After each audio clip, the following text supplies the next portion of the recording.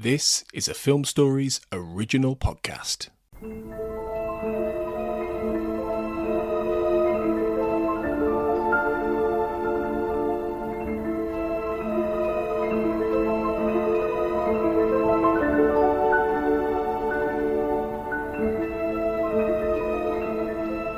Hello and welcome to the Malick Hour, a celebration of the life and work of American filmmaker Terrence Malick.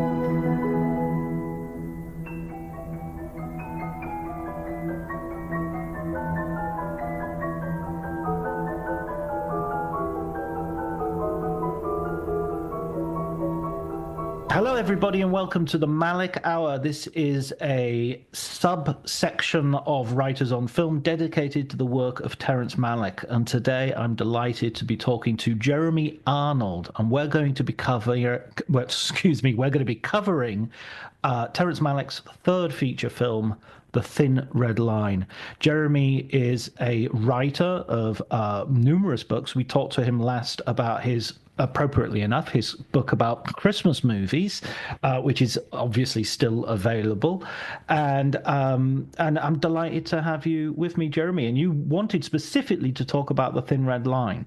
Yes, thanks for having me, John, so much. It's always a pleasure to talk movies with you.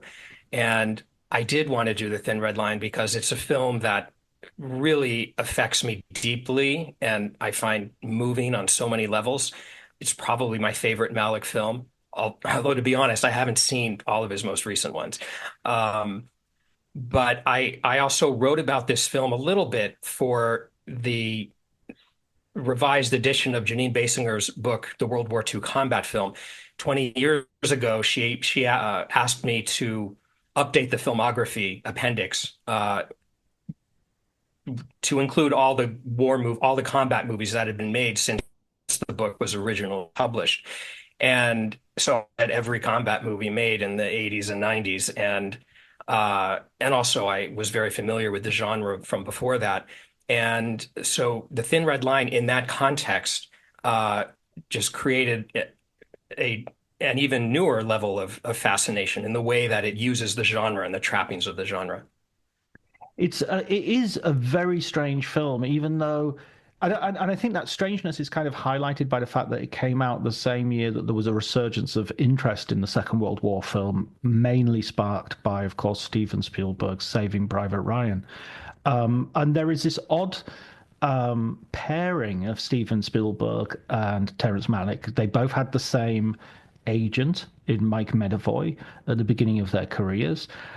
They were both reviewed by Pauline Kael. Sugarland Express and Badlands was a double review in which, unfortunately, Terrence Malick came out off the worst, and Sugarland Express which is a strange view, because I would argue that these days Sugarland Express isn't really very highly regarded, as his first film. I think most people would look to Duel and then skip Sugarland Express and go straight to Jaws. And then in 1998, when Terrence Malick comes back to filmmaking after a long gap, he's making a war film. He's dealing with a situation, and he's going to be compared to Steven Spielberg all over again. Yeah, I've always thought that it was unfortunate. The Thin Red Line followed Saving Private Ryan into theaters by, 6 months or so? Because, as you say, there hadn't been many combat films made in the preceding decade. Very few, actually. And so for a lot of people, it was new again. And Saving Private Ryan is, and I don't mean this in a derogatory way, it's a very traditional combat film. It really is of a piece with the genre as it had existed for many decades. The Thin Red Line, it has different intentions overall. It's not trying to do the same thing that Saving Private Ryan does. And so the issue, I think, was that audiences were sort of primed for this sort of surface level thrill and action and horror of combat to be the story. But Malick, of course, doesn't treat that as the story. It's just a framework for his real story, which is an exploration of man's place in nature and uh, man in the context of animals and wildlife and earth, wind, water, fire, and the emotions that humans experience and where they come from. These kinds of philosophical questions are the heart of the Thin Red Line.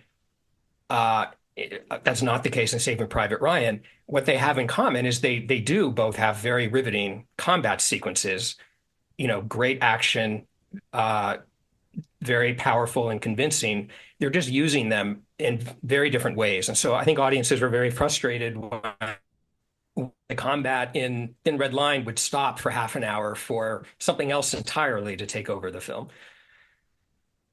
I think it's really interesting in the piece that you wrote for Janine Basinger and her book that specifically about Thin Red Line, that you say that it does what a combat film does. It has sections which are entirely fitting with the sort of procedure of a combat film, and this is one of those things that you could take out the sequence of, say, the attack of the pillbox or and there is a sense that the geography and the tactics, the strategies, the way the men are moving forward, all of those things are very conventional, very much part of a convention. It does those things very, very well.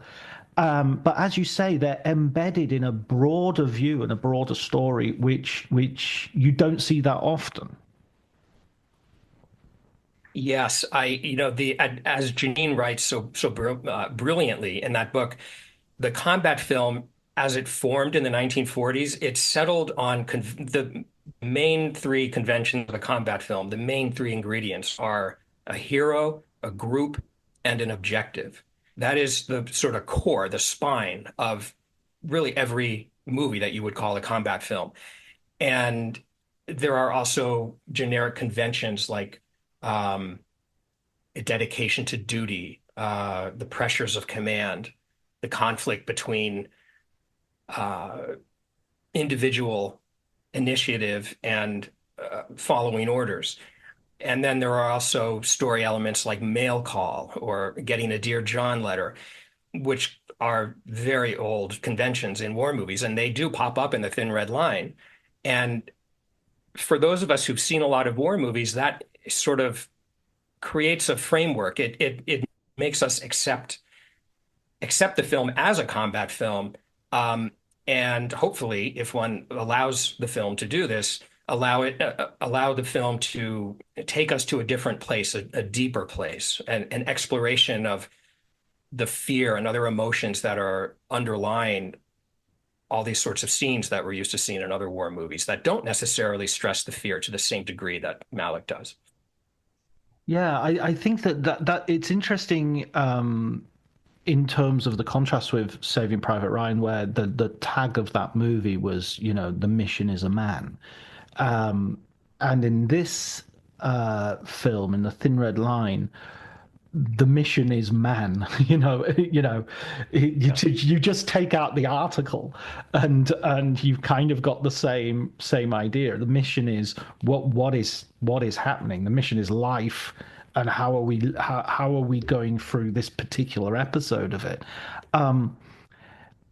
In the context of his career, this film is coming after Badlands and Days of Heaven, both films which were made in the 70s, 74 and 78. Both films were moderately successful, but by no means blockbusters. Both films gained in critical reputation over the years, but again, when they came out, they were not universally praised. None of Malick's films ever have been. They've usually gained in reputation, and accumulatively his whole body of work has. But then there's this gap of 20 years between 1978 Days of Heaven being released and 1998. I'm really interested in you going to see this film, and what were your perceptions of Terrence Malick before you did? And how were you excited about this, or did you not know about Malick particularly? What was your context? Well, I was a student in university at Wesleyan University in the late 80s and early 90s. And I saw Badlands and Days of Heaven there for the first time. And Malick was this sort of mythical, legendary figure to all of us students and fans of his films. He made these amazing, brilliant films in the 70s, and that was 15 years earlier at that point. So where was he? What happened to him? He was alive. He was out there. He was this amazing filmmaker who wasn't making films. What was going on? And we had no information on him. So he just was sort of mythic, and we didn't think that we'd ever hear from him again, much less see another film. And then in the mid 90s, I started to hear reports. Terrence Malick is making another film. It's something in the South Pacific. It's a war movie. And then all these movie stars you read in the trades are going down there for a couple of weeks at a time, major stars. And it was so intriguing. And I was so excited to see what he was going to do in the war genre. So, yeah, I was very much tuned in to the fact that this was happening. And I just couldn't wait to see it. As a lot of people were saying, Terrence Malick making a war movie, this is bizarre. It's totally different. It is actually not an atypical Malick film at all.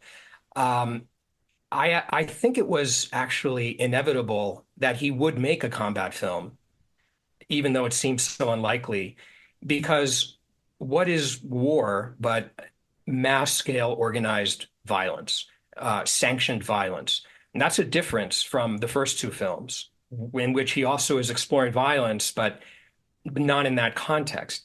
And so it seems very natural to me that an artist who's interested in those sorts of themes would want to grow and expand to a bigger canvas in all ways, which The Thin Red Line does. Its running time, its budget, its scale, its production schedule, its cast and stars involved. On every single level, it's just a bigger version of Badlands and Days of Heavens in terms of exploring violence among humans. And he uses that as a way to pose these questions. What does war do to a man? Why do we fight wars? Where does this instinct come from? Where does love come from? It is also posed in the film. It comes down to primal emotions and primal states. That's why this film is so affecting to me, I think, because I feel that a primal element so strongly. But of course, the questions he's asking they're all essentially the same question, and they're all unanswerable. And I was thinking today that that's a reason The Thin Red Line to me is endlessly rewatchable despite its long running time, because we can never quite figure out the answers to these questions. And so we get pulled in every time. This might be a bit of a stretch, but it's the same way I feel about Lawrence of Arabia being rewatchable, even though it's almost 4 hours long. It's because we can never figure out this T.E. Lawrence character.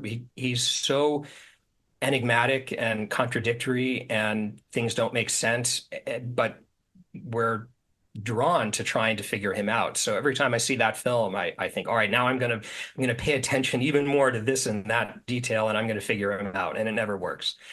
And both characters as well, but both feature central characters that are, philosophical to some degree and thoughtful, and seem to have a very keen sensitivity to the people around them, but are also, violent and in the midst of violent action, and that seems to be where they want to be. I mean, just one of the details, Private Witt, wants a rifle. He doesn't want to carry stretchers. His Christ-like compassion goes to some degree, but at the same time, he wants to be beside his company fighting.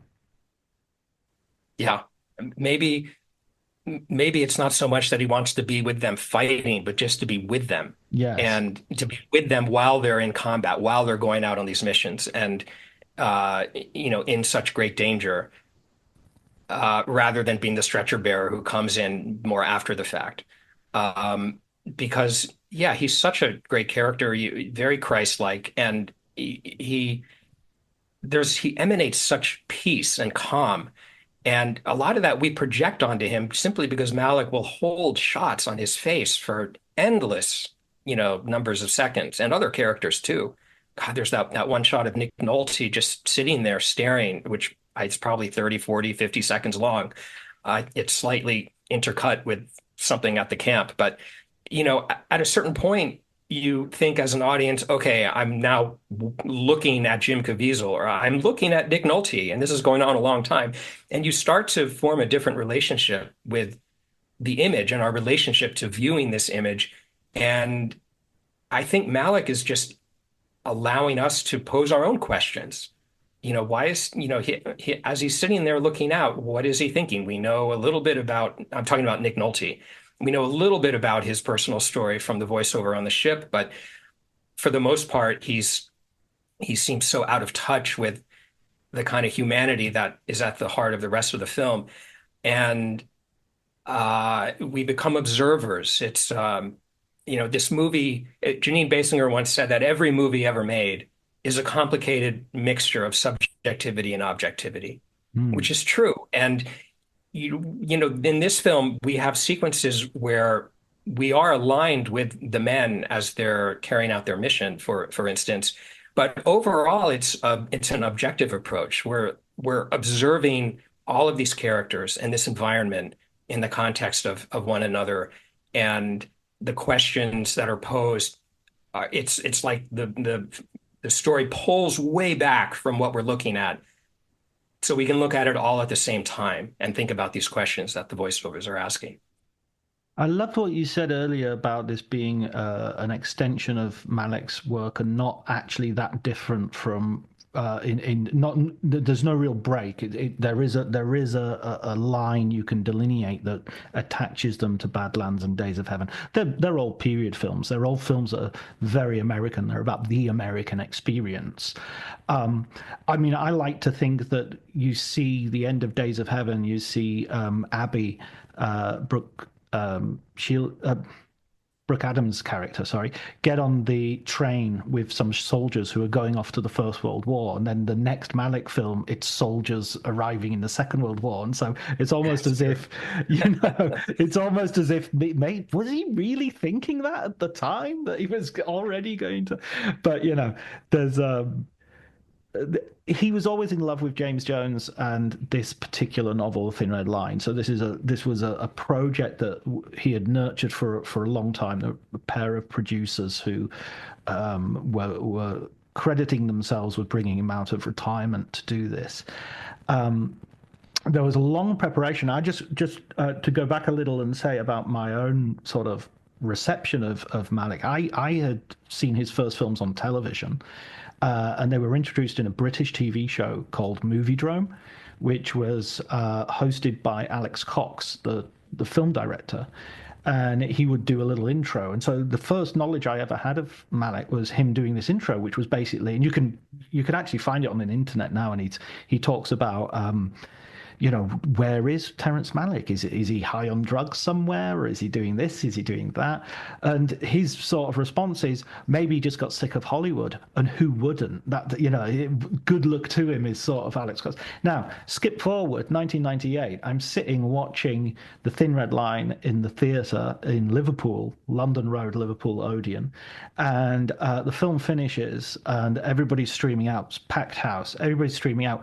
Alex Cox is in front of me as we're walking out of the cinema, and he's talking to his companion who he's been seeing the film with and complaining about the haircuts and how the haircuts are not period accurate. And so in the process of writing the book, I email Alex Cox and I say, by the way, I email him because he saw Lantern Mills and I wanted to know more about that film. But I say in the process, by the way, I was behind you after Thin Red Line and you were complaining about the haircuts. And you're one to talk, with Walker, the film you directed, and all this. And he came back and was very funny about it. So anyway, so my expectations of the Thin Red Line, I went to see this film several times at the theatre, and I had been a big fan of Saving Private Ryan, but this had something else. Saving Private Ryan felt like a roller coaster. It felt like you were going in for to be punched in the face, and it was exhilarating and horrifying. And initially I thought it was just horrifying, but then because I went a couple of times to see that film as well, I sat next to someone who laughed all the way through the opening sequence and saw it as a series of gags. Oh no, it didn't hit him. Oh no, it's got him. Wow. Yeah, not exactly. This guy was Serbian, and this was the 90s. So, Serbians at that point had a different attitude, perhaps, to violence. They were a little bit blacker in their sense of humor. But Thin Red Line, it didn't have that gee whizness about it that Saving Private Ryan had. It didn't have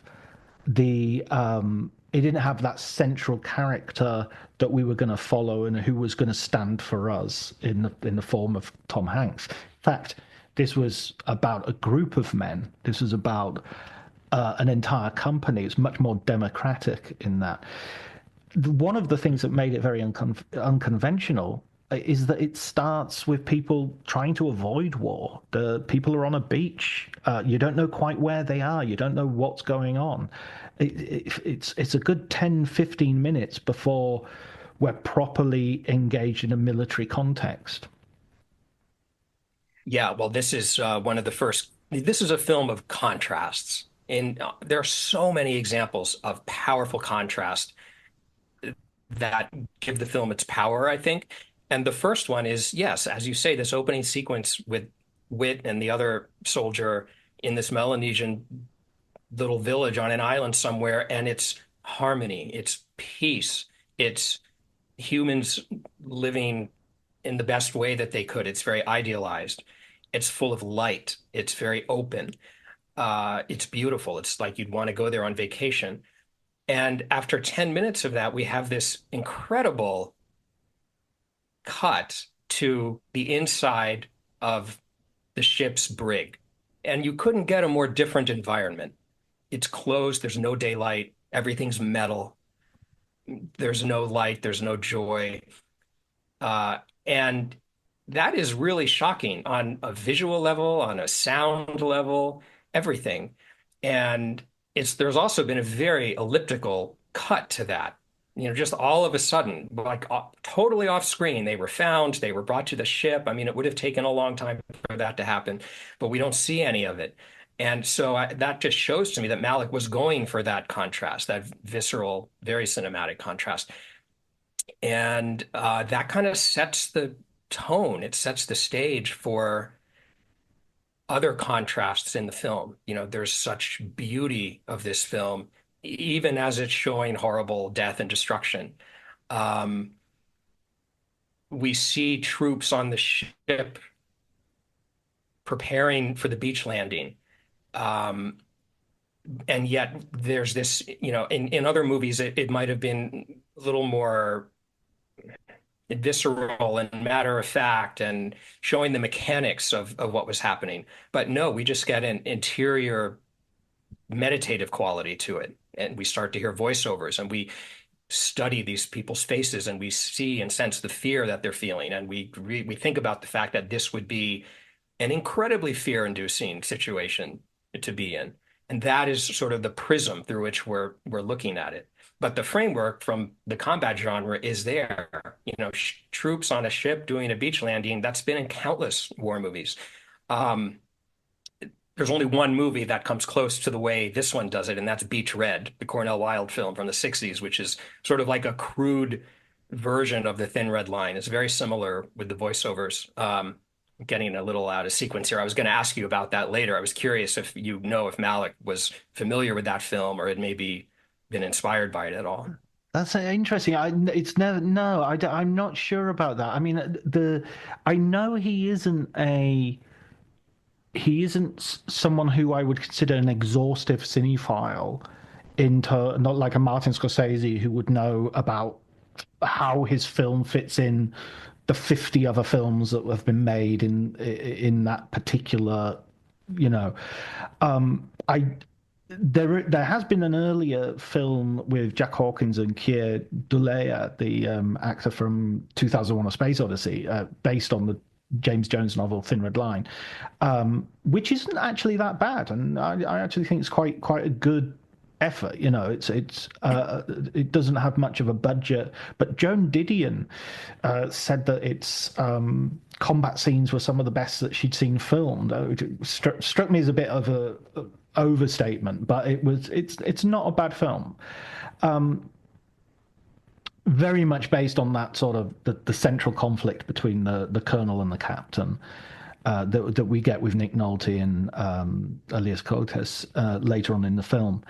I think that there are definitely things in this opening sequence that are very closely related to the novel, and you know, you see a soldier stealing a pistol that he wants, and you see people arguing about you know, where to be wounded and things like that. But those sort of but they're also the whole AWOL part of the film that feels purely Malick. I don't think that's not in the novel, and and in fact, the character of Wit is significantly different in the novel. I mean, Wit in the novel is kind of just a racist. You know, he's and the captain is Jewish, and Wit is, you know, anti-Semitic, and so there are lots of internal things that Malick has to some extent sort of, I'm not sure if it's straightened out or has just changed the direction of. One other thing that I was interested in with this jump that you talk about is you go from an island which is, you know, family, children, women, and you go to this place which is exclusively male, adult, and that's where we're going to be for much the rest of the film, in this very male, adult world. Having said that, there's a very complex idea of masculinity there as well. You know, Yeah. there's Malick, I don't feel, is afraid of the homoerotic in this film. And that's not something that you would necessarily be the first thing that you would think of with Malick, but those shots that you have of Jim Caviezel and his let's face it, his beautiful face. It is almost as if it's saying this guy is looking at the beauty and embracing the beauty, but also we're looking at him and we're embracing his beauty as spectators. Yeah, I think that's a very good point, and I agree with it. And I think that his scenes with Sean Penn are especially interesting in this regard because they vie with each other, they goad each other, they question each other relentlessly, and you really get the sense as these scenes go on through the film. There's what, four or five of them scattered through the film. You get the sense that Sean Penn, for all he's saying, you know, sort of mocking Wit for saying he sees the light in everything around him, you get the sense that he's kind of attracted to him. He almost wants to be him. He wishes he could, but he just can't understand it. And they're somehow very much drawn to each other. And it reaches a peak when, you know, Wit is dead and Sean Penn is standing over his grave and talking to him one last time, you know, and crying. He wipes tears from his eyes, and you really get the very strong sense that he had feelings for him. I don't mean, you know, sexual feelings. I just mean some kind of emotional pull towards this other man. And you know, there's another example of contrast. The ways that these two characters look at the world, look at the war. It's presented to us to observe and come to our own conclusions about, really. And you're right about Jim Caviezel's face being so beautiful. And there's so many shots where Malick just holds on his face for so long. And, I was very fascinated by the stories I've heard of Adrian Brody, who claimed to think that he was going to be the main character in the whole film. And they shot hours and hours of footage of Adrian Brody that they just scrapped. And you could tell me more about why that change was made, but I just wondered if part of the reason was that Adrian Brody looks petrified in every single frame that he's in in the film. That's his look. Wiesel has this more of a blank slate that allows us to project so many other emotions and modes onto him. And I wonder if Malick just liked his face better and so wanted to make him the central focus. Yeah, I think there's definitely a case for that, and there's definitely a case for Malick often finds the film as he's making it. I find the Adrian Brody story um, implausible because they did a whole series of table reads. I've read the script. There is a couple of versions of the script, but the scripts are available on the internet. He didn't have that many lines. He's not that, the finished film and the script are not that different. And the novel is a choral. It's a choral work. It's about lots of different stories in the middle of a campaign. It is about the mission, not the man. It's about the men. So I don't see any. I think that's the publicist of Adrian Brody at an early point in his career, beefing up his part, and then when he's disappointed that he's not in it as much, then that becomes the story that will maybe allay his embarrassment that he's not in it that much. I mean, there's a scene where they're in the river right near the end, and he's saying, "Oh, they're coming! The Japanese are coming! We've got to get away!" And he's with his arms and his physical movement, he's sort of squatting, talking to the sort of rather inept officer who's taken over, and he looks just like a petrified bird, and he looks like one of the cutaways that we've already had of like birds hanging in the trees and the fruit bats and things like that, and Adrian Brody looks exactly like that, and it's just like he's become part of the animal kingdom of a scared little creature who's going to have to scuttle off. I think weirdly Adrian Brody has quite a large physical presence in this film, even if he doesn't have a large presence in terms of his character speaking a lot or having scenes dedicated to himself. But as a particular color of paint in Malick's paint box, he's well used, and he is a significant part of the movie. But I'm absolutely sure you're right. Also, the part of wit is not a big part, and it becomes increasingly big as the process of editing the film and shooting the film goes on. I really like your point about Adrian Brody being like a little animal of, a unique little scared animal, and that's what he represents. Because you're right, and every character or most of the characters, you could say that about. Who's the character? There's one soldier who sort of I can't remember, is a well-known actor. He sort of is like constantly yelling and going kind of crazy out in the field. In any event, my point is that this character, every time we see him, he's in a rage. And so there's another kind of animal, if you like. Elias Koteas, his gentleness, his gentle strength, his caring for his men, he's very unique that way. And it's all of a piece with what the film establishes at the beginning in that Melanesian village on the island. It's an almost anthropological look at them. And we're also getting looks at wildlife, the crocodile that opens the film, birds in the trees, owls, animals killing each other as well. And it just equates all of them. It equates the animals with the villagers and then with the soldiers and big movie stars, actors who we have no idea who they are. They're all equal in a sense. That's an excellent point, and I think some of the things about the natural inhabitat, I think some of the criticism of the film was a little bit ignorant. to put it bluntly, because there was a sense that, yeah, Malick likes his he likes his landscapes. We get it. He likes you like your flowers and your sunlight and all this stuff.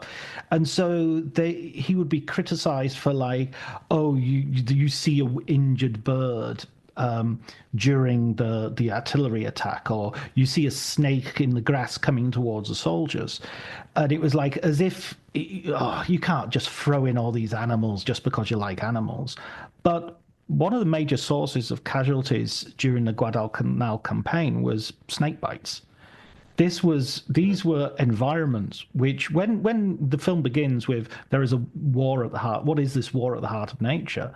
That is not an airy fairy question. That is not some sort of abstract question. It's a question of life and death if you go to Australia, because things will try to kill you. Or if you go to Guadalcanal, things will try to kill you. You can't crawl through the grass and expect it to be made of silk. It isn't. It's made of spiders and snakes and things that will bite and harm you. And it looks beautiful, it looks great, but that is also the point of the paradise. You know, when you see that bird fluttering because it's been absolutely shocked and wounded by the artillery barrage, I mean, you can't help but look at those beautiful green hills and see them being pounded by that artillery and not feel for the hills, even though, you know, that doesn't make me any less humane, because I'm thinking, geez, those were nice hills that we've just blown up. I think that's exactly right. It's the hills are also equivalent with the human characters and the animals and the elements that we see. It's all one. It's all one world. And this is like, how is it that mankind can do this sort of thing to this world? And where does that drive, that urge come from? One thing that what you just said made me think about was people complaining about, well, there's just wildlife and landscape shots and Malick likes them. Of course, that's not the reason that they're in the film. They actually have meaning to the film. But in order to feel that meaning, you've got to do what ideally you do with any movie that you sit down to watch, which is surrender to it, allow it to wash over you, allow it to do what it's trying to do on its own terms. Now, if it cheats, if it's not well made, if it's terribly acted, or something like that takes you out of it, then it's ruined. And a lot of movies, unfortunately, are like that. But this is a film that I just love surrendering myself to and letting it wash over me. And I get lost in the beautiful musical score by Hans Zimmer, which reflects and expresses just about everything you and I have been talking about in this conversation. Music enters us like no other art form. It just instantly goes to our hearts, to our souls, and that's how it works. And cinema, I think, aspires to the state of music. And when I surrender to the Thin Red Line, I'm surrendering to this fusion of image and music and voiceover, which is, in a sense, part of the soundtrack, part of the score, in a sense. And I just let it work on me, and it's very, very moving. There's a quote that I love by the Australian poet Gwen Harwood, which I first heard from Peter Weir, not personally, but he wrote about it or said it in an interview. And I have it taped on my wall, and it's one line of a poem, which is this: words can never say, as music can, the unsayable grace that leaps like light from mind to mind. And that seems to me a perfect description of cinema, because what are we looking at on the screen? We're looking at light, and it enters us as instantly and fully as music does. And so, yes, words can never have that quite same effect, although in the Thin Red Line, they approach having the same effect because, as I said, the voiceovers really feel like part of the music.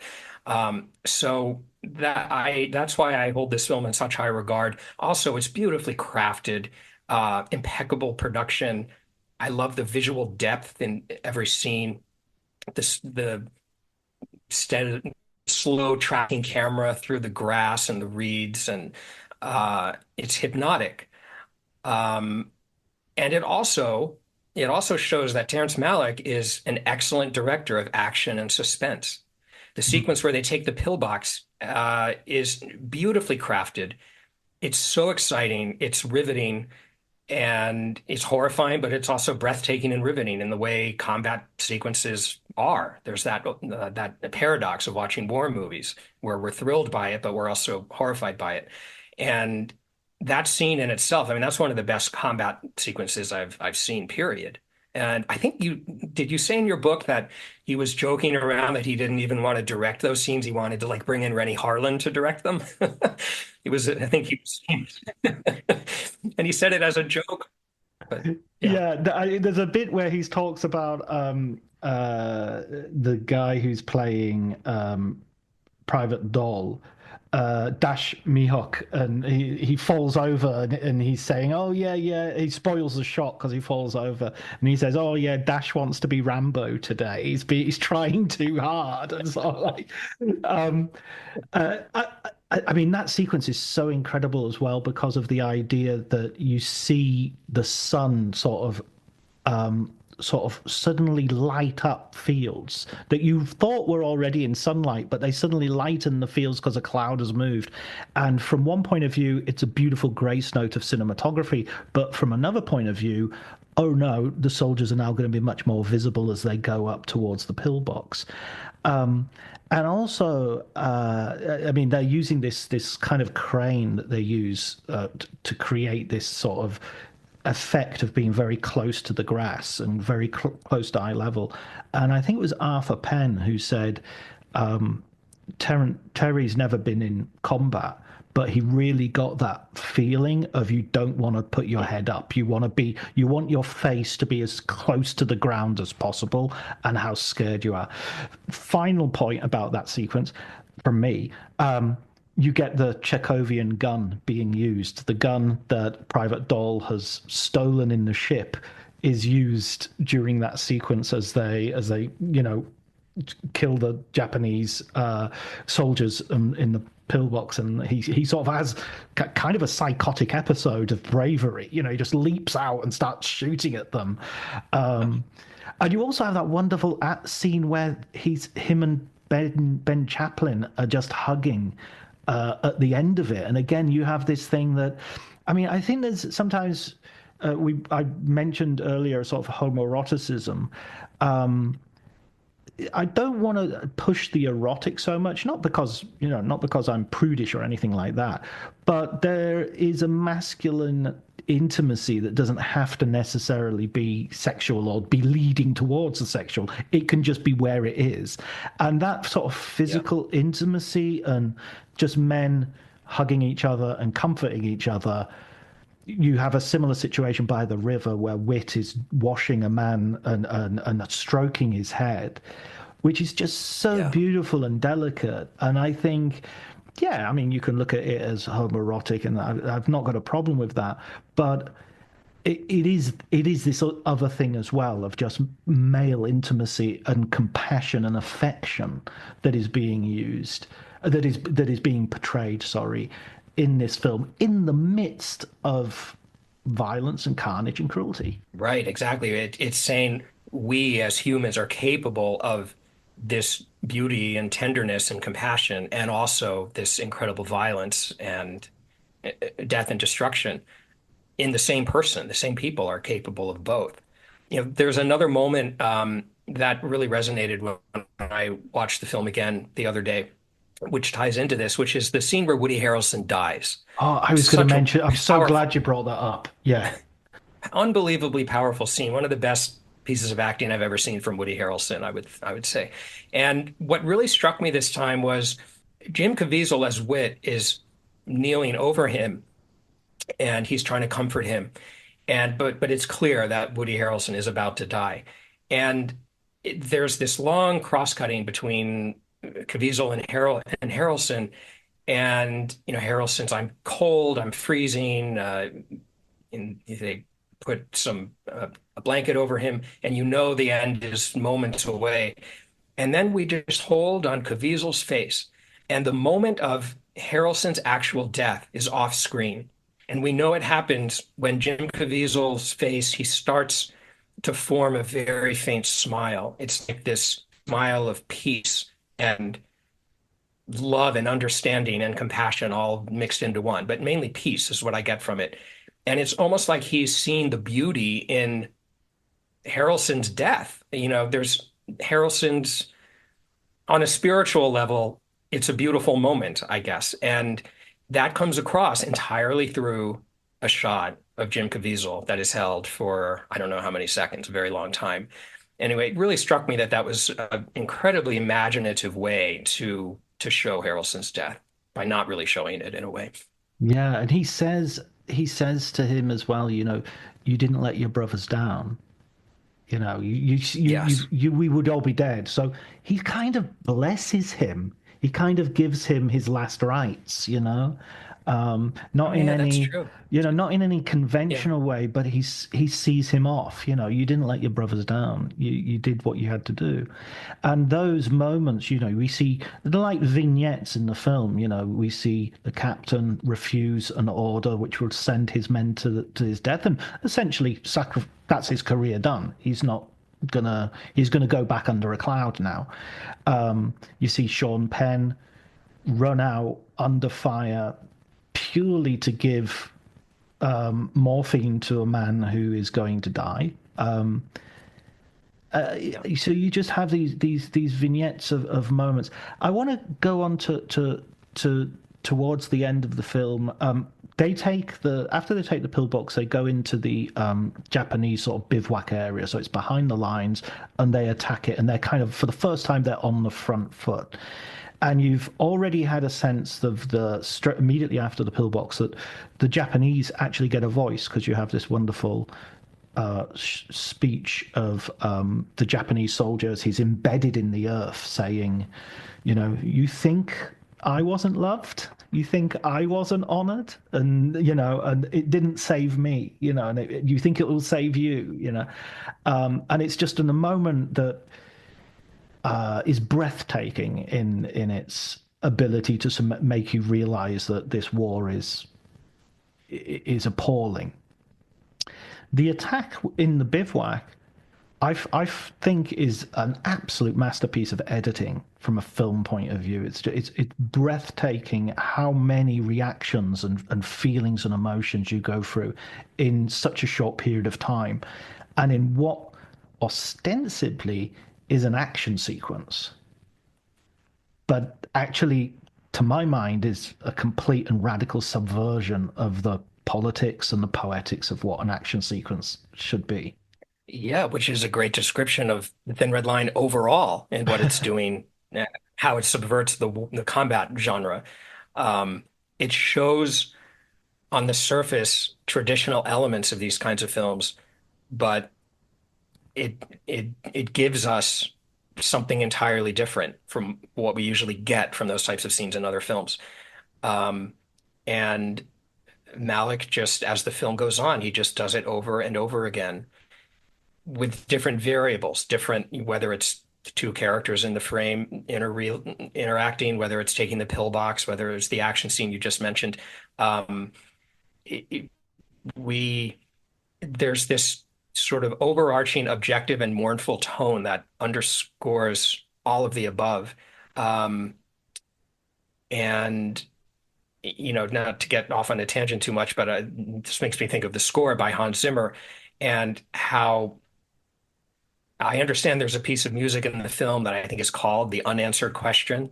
Mm. And in one of the featurettes on the Blu-ray, there's a little interview with Hans Zimmer, and he said that Malick asked him to write him a score in which the music was asking questions. Mm. And so Zimmer was like trying to figure out exactly what that meant and how to do it. And I think he really succeeded because the music is it's beautiful, it's melodic, it's otherworldly. It shifts in sort of strange but beautiful ways. And it does ask questions. It's my favorite score of Hans Zimmer. I actually listen to it regularly. That's just me. Yeah.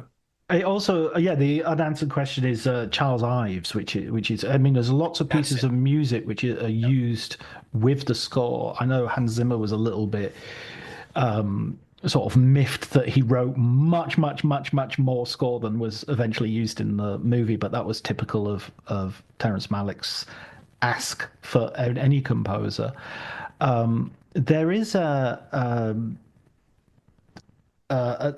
interesting thing about that whole sequence as well is that they're in the dust. They're in the fog before they go in there, and there Yeah. is elements of the soundtrack that are being used, and you can't tell if they're the soundtrack or if it's like bullets whizzing past you.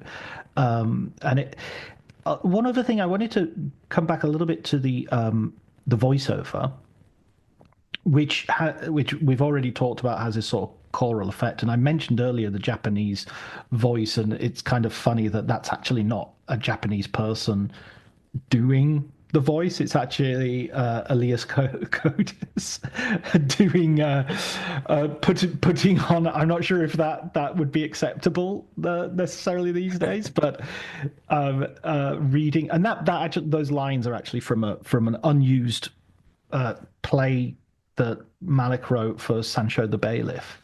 But a lot of the voiceover is not the character you think it is. A lot of the voiceover that you assume is wit is actually coming from a character that you see in the film. You see him talking to Sean Penn at the very beginning and saying, "I'm not going to die in this. This war's not going to get me. Not going to get you either." And Malick just liked his voice, and he's kind of basically a non-actor who this was his first and maybe only role, and he got talking to him because he had made a mistake during the filming and was very apologetic and thought he was going to be fired essentially. And Malick invited him, said, "No, no, no, no, come down, let's have dinner." And they had dinner. Asked him about his life, and so when they came to record the voiceovers, a lot of stuff he sort of used from his life as well, and a lot of stuff in the dialogue with the Sean Penn is actually him saying, "I used to sleep with the hogs," and that sort of thing was actually coming out of his own experience of his tough upbringing. And this all has this sort of thematic effect of we are all part of one soul. Does it matter if the voice is connected to this person or this person or this person? And similarly, by the end, we have Whit's grave, and then the company march past the other graves, the graves which are now have now become almost officially, it's an official war cemetery now. So quickly do these things happen. Oh yes, I agree with all of that. It's so true. And I first of all, I want to thank you for writing about this in your book because I only learned that this actor John D. Smith, who plays Private Train, was the voice that that we hear at the beginning and end and throughout the film. I had, like everyone else, I had always assumed it was Jim Caviezel's voice because they're both Southern accents. Mm. Although I wondered, well, Jim Caviezel's accent isn't quite as strong as on the voiceover, but it must be him. Um, so it's, I think also by having that voiceover, those sections of the voiceover be from an actor who's unknown and not from a major star whose voice we recognize, that helps. If we, when we're hearing Sean Penn and Nick Nolte's voiceovers, which are not disassociated from their characters, so we know it's them, but we're still very aware, oh, I'm listening to Sean Penn and Nick Nolte, and we're aware of that as we're listening to it. But if it's an actor we don't know, then it allows the voiceover, the words themselves, to carry even a more sort of pure weight to them, I think. Um, and it also ties into the fact that in war, you know, all the grunts are the same, whether they're played by a major star or not. As John C. Reilly says at one point, it doesn't matter who you are, how tough you are. If you're in the wrong place at the wrong time, you're going to get hit. Um, so there's that. Uh, I think the blend of voiceovers in this film is really fascinating because some of them are completely connected to the character. We're looking at them as they're thinking what we're hearing. And then there are other voiceovers where we hear voices we recognize from the characters, but they're disassociated from what we're looking at on the screen. And then there are voiceovers like Smith's at the beginning and the end, which are completely disassociated from any character. They're omniscient. It's like the voice of God. He has a great voice, by the way. I can see why Malick wanted to use him. Another thing that really fascinated me about the voiceover was how they evolve from the way Malick uses them in Badlands to Days of Heaven to The Thin Red Line. In Badlands, the voiceover is more narrative and expository than inner monologue. It's both, but it's relaying what's happening or what has just happened at any given moment. In Days of Heaven, I would say it's still grounded more in the narrative, but it veers more into inner monologue than Badlands did. And in The Thin Red Line, it goes all in on inner monologue. There's zero exposition. There's no voiceover that says, then we went and took this hill, or then this happened, then that happened. And so that seems to me a very interesting progression for an artist who's interested in using voiceover in this way, to just go more and more abstract, deeper, greater, whatever the right wording is for that. And maybe that's why his films after Thin Red Line and New World and Tree of Life, they get more and more abstract, and they have less of a framework of genre, for example, that the first three films had. He's just going deeper. He's going more abstract as his career goes on. Yeah, I think that's right. I think he definitely is pushing. He's definitely, and I think that you can even see that in the progress of the movie, where, the attack on the pillbox and the first attack, the first assault, the disastrous attacks where they're getting massacred. You if somebody said this isn't a Terrence Malick film, you might say, oh, okay. And then you get that attack on the Japanese bivouac, and the editing is so quick on that, and you have like a Japanese soldier grabbing a suicide bombing into a trench, and the flashes of shots, the movement of the camera, just absolutely extraordinarily kinetic, and it's like you're watching tiles of a mosaic and you're trying to pick out the picture. And he is doing, and so he's doing that even as the film progresses. He's doing that with each individual film, but even as the film progresses, I fear there's a maturation and there's an evolution in how he's making the film. And then with the voiceovers, there's also something else which I'd like to point out, which I think is sometimes, I would said earlier that he isn't necessarily as heavily, obviously a cinephile as somebody like Scorsese, but he is very much a reader, and I feel that in those voiceovers there are so many echoes from literature, which almost make me feel like he's saying this is also the great American novel. It is James Jones, but it's also John Steinbeck, because you have this, the Tom Joad speech, are we all one great soul? You have Sean Penn saying, I'm just in a box, and that's from Stephen Crane's Red Badge of Courage, which John Huston would film, but obviously first and foremost the novella. So you have these large philosophical questions, but you have these bits of American literature that are coming together as well, and it's just so dense and rich, and yet at the same time, incredibly watchable. You can immerse yourself in it, and just it will take you where you go. Finally, Wit, he is the actor who's going to play Christ, and after this film, there has been some communication between Mel Gibson and Terrence Malick in terms of the New World as well, in terms of casting. There's someone from the New World goes on to appear in Apocalypto, the Mel Gibson film. So I'm quite sure that Jim Caviezel gets the job in The Passion because of Thin Red Line. Interesting.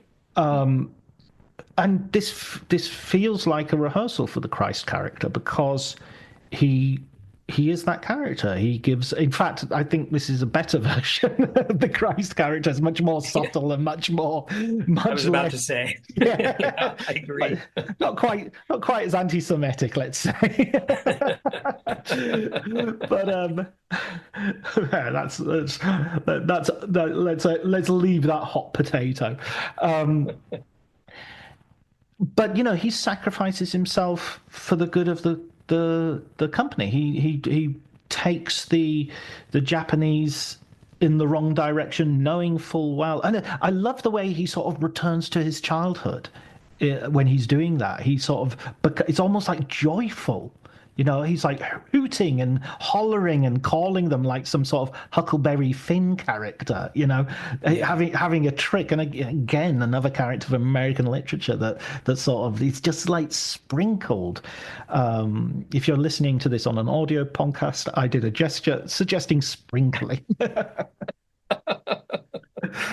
Yeah. So what I mean, I find that intensely moving, that final scene. And also because, again, defying expectation, the bloodthirsty Japanese of so many propaganda, racist propaganda, the Japanese soldier actually says, okay, put down your weapon.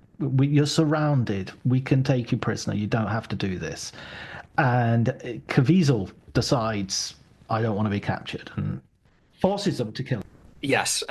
And, it also occurred to me when I saw it again the other day, Jim Caviezel, Wit never shows fear throughout the film. Everyone else is terrified around him, but we never see it in his face, not really. And at the very end, when he's about to die, that's when he comes closest. But even then, I don't even know if I'd call it fear so much as resignation Mm. to what's about to happen. But you could argue it's a little bit of fear, but that helps make him even more Christ-like, God-like through the film. Someone who is above all of that, feeling scared, and uh, it it's something that we just sort of glean as we watch the film. It's never spelled out. I mean, Malick never spells things out.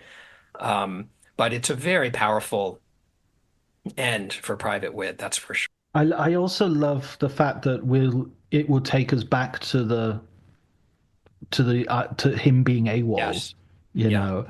And we've already had like a taste of that earlier, where he goes back to he visits another village, and suddenly he sees they've got disease, and they do fight amongst themselves, and there is poverty, Yeah. and his ideal was never true. And if you're very attentive at the very beginning, when he's saying the children never fight, the woman actually says to him, "Oh, they fight all the time." And he just doesn't listen. He's Yeah. like, no, no, Yeah. they do, no, they don't fight. Trust me, trust me. Me as an American tourist, I can tell you that my 5 minute knowledge of what's happening is the right, it's the right one. I just realized too that what one thing he says to that woman in the opening scene is he's asked if the child is afraid of him. Is he afraid of me? And she goes, yes, a little. And there's another point in the middle of the film where he also is asking someone if they're afraid of him, but I can't remember now exactly where it is, but it does happen. So even though he is not registering fear, he seems to be perplexed as to why he worries about other people being scared of him, even though he Mm. doesn't feel fear. So I don't know what that means, but it's something that I noticed this time. Yeah, he's almost scared that he intimidates Sean Penn as well. It's almost like what's driving you nuts about me. And that dialogue that they have in the sort of The house. the Yeah. house, which is such a sort of Malick a landscape, if you like, the house that you're simultaneously inside and outside at the same time. Yeah. Yeah. You know. Yeah, no, that's a great scene. I mean, all the scenes between Caviezel and Penn are riveting. And they progress throughout the film. They grow. They become more um, philosophical. They just get deeper. Maybe that's partly because we get to know the characters more as the film goes on too, and so we have a different relationship to them as those scenes come about. What do you think the Thin Red Line's legacy is in terms of war films? Its legacy, I mean, I'm sure that filmmakers revere this film as they revere Malick. Um, I think anyone making a war movie is going to be awed by the film on its level of craft. But Malick is he has such a unique point of view, such a unique vision that it's not gonna, this film did not result in other Thin Red Lines being made because who else could make them? However, Saving Private Ryan. 5 seasons in a movie. Well, Saving Private Ryan did spark a glut of combat movies made in the years to follow. Now, you could say, well, maybe Thin Red Line contributed to that. I don't think so because No. it's the traditional combat experience that audiences get from Saving Private Ryan, which most comes out in the war movies that follow. Black Hawk Down, and there's so many examples. Um, Thin Red Line is, I think its legacy is certainly more among filmmakers and cinephiles than it is among, well, for lack of a better word, regular audiences who still know Saving Private Ryan. How did the two films do at the box office? I mean, was Saving Private Ryan a far bigger hit, or Yeah, was it yeah. not that different? Yeah, I mean, Thin Red Line did pretty much the standard fare for Malick, which was kind of broke even and eventually made back money with things like ancillary sales and whatnot.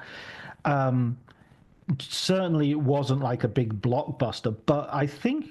I mean, one thing I would add in terms of the legacy thing, not in terms of necessarily the genre of war films, but in the industry, it was evidence that Malick could make a movie on budget and on time, and can handle, a movie of this size, and it looked like a movie, and it did all those things. And he wasn't a Cimino. He wasn't someone who you weren't ever sure if you could trust him to deliver.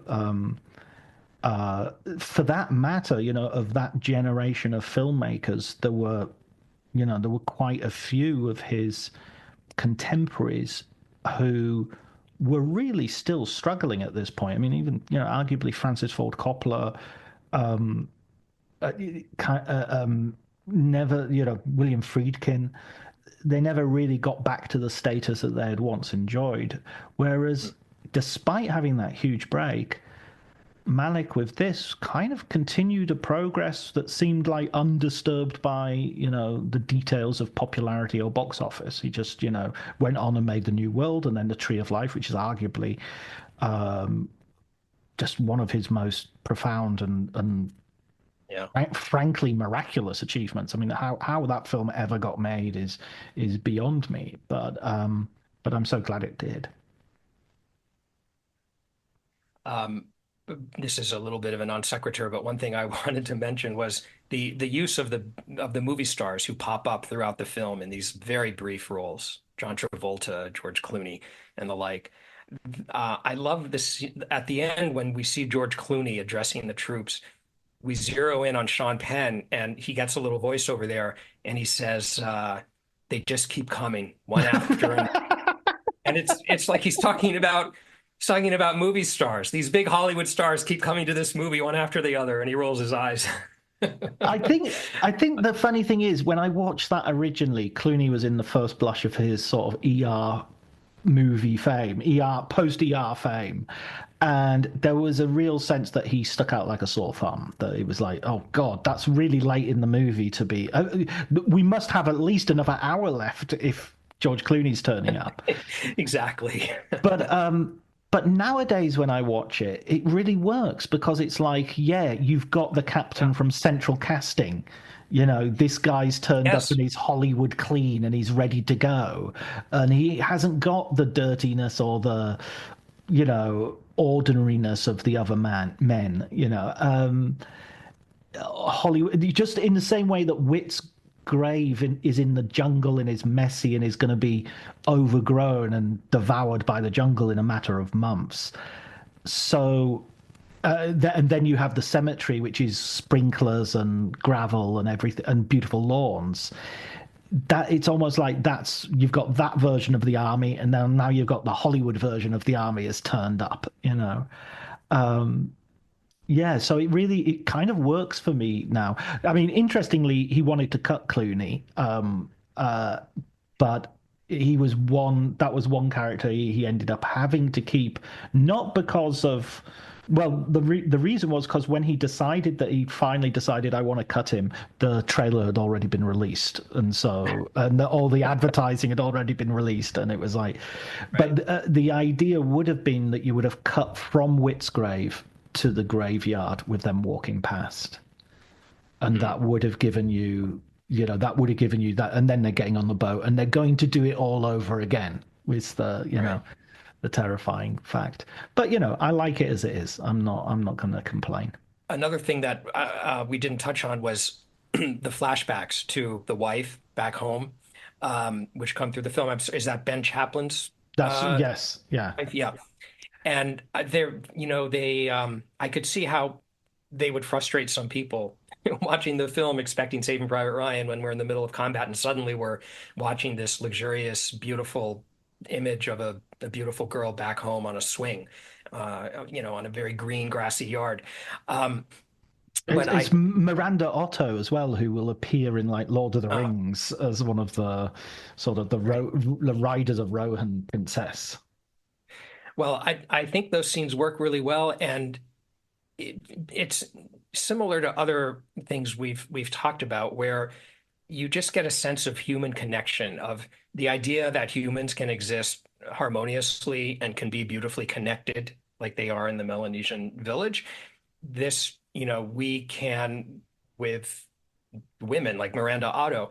And when I see the flashbacks, I'm not really seeing that character and his wife so much as I'm seeing any two people whose souls are connected in love.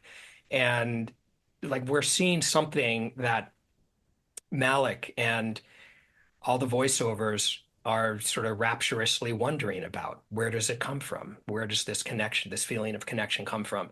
And it's just another example of how surface plot sort of gives way to a deeper, more objective look at the human condition, at least for me. Yeah, no, I totally agree, and it's a rare moment where we step outside of the island, when the only other example of that happening is when Whit describes his youth and the death of his mother. Yes. And you suddenly go to the fields, and you go to the bedroom, and it becomes sort of like a dance as well. That even that scene it becomes a scene of gesture, and it's not a scene of photographed memory like a flashback usually is. Is a dance or a series of gestures which are the memory of the person who's remembering them. They're reconstructed. They're not. So like when you see her on the swing, or you see them in bed together, their lovemaking is sort of like a strange ballet. It's not. It's really theatrical. It's not in any way. They're not having sex. There's not a sense that you're watching them going, okay, they're really getting it on now.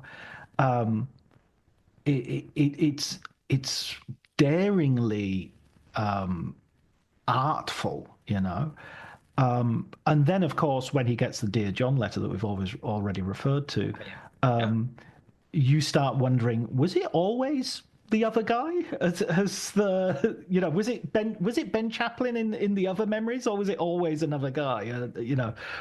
And that's obviously what Ben Chaplin would probably be thinking as well. He's so good in this as well. He's just such a great. He had a very small role, and he didn't think he was gonna. And he was another example of, he's a British actor. He doesn't think he really particularly fits in here with all these other guys who are not having to work on their accents. And Malick just took a liking to him and grew his role subsequently. So, Yeah, it's interesting. so for every Adrian Brody, there's a Ben Chaplin. True. What you were saying about how their scenes of lovemaking are sort of theatrical and balletic, I think that's a really good point because to me it's not that he's showing some specific story that's happening in the flashbacks. It's a sensory approach. He's just wanting to give us this sensual feeling of this woman, his connection to her, the sense of touch, something that we can all, Exactly, yeah. yeah, Fingertips on a back, that's exactly. I'm not, what do you miss when you're away from someone you love? It's not, excuse me for being gross, it's not gross or explicit. It's not penetrative sex or orgasms. It's a hand on your neck or a hand on your arm. It's that warmth of closeness. And also I think there's an element of innocence to it in the fact that you see her on a swing and it's like childlike. It's like Wit running off and whooping to the soldiers. There's an element of like, why don't we just go back to being kids again, and that doesn't necessarily mean being sexless or anything like that. We can still have all that, but there's that movement and that joy and that splendor is available to us if we'd only stop killing each other for no particular reason. I think that oftentimes in a war movie, when there are flashbacks or cutaways to scenes removed from the combat situation, it lessens the power of the movie overall because it ceases to be a war movie in those scenes. Flashing back to the mainland, remembering, showing us the backstory of a character and his wife or whatever, in a more traditional way. In the Thin Red Line, that does not happen. I don't think I still feel immersed in the moment of him on this island in World War II. Yeah, I'm just going in. We're going inside him to a degree that sort of I don't know, and enhances our understanding of him at this moment in the war. She's the one who keeps him going, and this feeling is what he wants to get back to. But we're not removed from the war. We're still in it, even though we're seeing images that are removed from the war. That's very interesting to me. We never leave his head, do we? We never leave his never head. leave his head. Exactly. And his head is in the island ultimately. That's where it's physically, geographically located. And what we're seeing is not a real thing that happened here. It's a thing that's happening in his head, which is related to back there, obviously. But yeah. No, that's a very good point. Well, Jeremy, I could talk. I'm forcing myself to stop, but I realize that our listeners might be thinking, okay, I'm going to go and watch Thin Red Line now, and B, we're recording this on Thanksgiving, and I know you have to go and enjoy the festivities, unless this is something this is an avoidance technique. No, no, I still have a few hours to get there. Right, great. Thanks so much for joining me. It's been a real pleasure and joy talking about this movie with you. Likewise, it's an honor to be on your show again. Thank you. I listen religiously.